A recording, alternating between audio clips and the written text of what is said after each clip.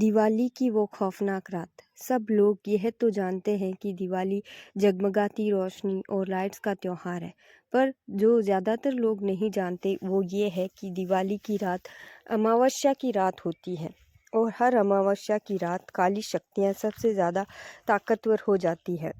लेकिन 19 साल का सुमित इस बात से अनजान था। वह अपने दोस्त विजय के साथ दिवाली की रात सड़क पर घूम रहा था। तभी विजय की नज़र मंदिर के पीछे एक सुनसान से घर के पीछे गई।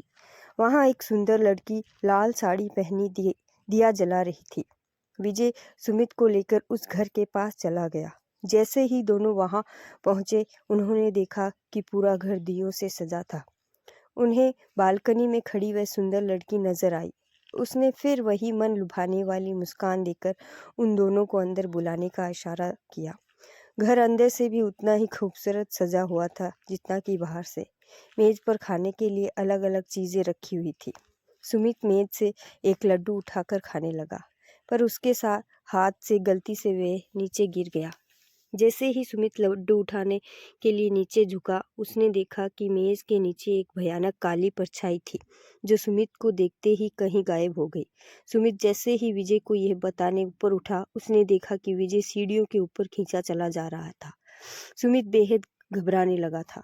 फिर अचानक घर में पायल की आवाज़ें आने लगी, जैसे कि कोई लड़की एक कमरे से दूसरे कमरे में जा रही हो। सुमित उस आवाज़ के पीछे पीछे सीढ़ियों से ऊपर चला गया, लेकिन ऊपर जाते ही उसे कमरे के अंदर पंखे से लटकी हुई एक लाश दिखी। सुमित उस लाश का चेहरा देखकर बुरी तरह कांपने लगा, क्योंकि वो किसी और की नहीं बल्कि विजय की ही लाश थी। सुमित डरते डरते पीछे मुड़ा तो उसके ठीक सामने वही सुंदर लड़की खड़ी थी और उसे देखकर मुस्कुरा रही थी। पर इस बार सुमित को वह मुस्कान मन लुभाने वाली नहीं बल्कि बेहद डरावनी लग रही थी। अचानक घर की सारी लाइट्स बंद हो गई। वह घर धीरे धीरे एक खंडहर में बदल गया। वह लड़की अब भी सुमित को देखकर मुस्कुरा रही थी। अचानक लाल साड़ी पहनी हुई उस लड़की के बाल सफ़ेद और लंबे होने लगे और आंखें एकदम लाल पड़ गई और चेहरा एकदम डरावना हो गया था।